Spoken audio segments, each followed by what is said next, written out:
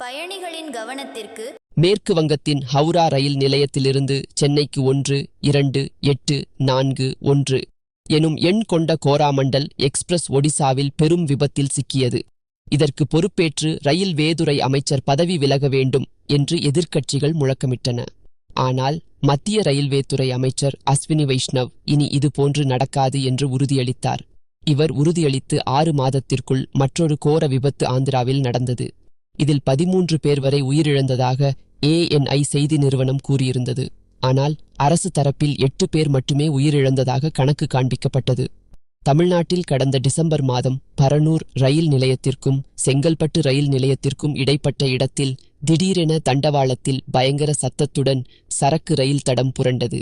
கட்டணங்கள் அதிகரிக்கப்பட்டாலும் ரயில்களை பராமரிப்பதில் ரயில்வேதுறை அலட்சியம் காட்டுகிறது.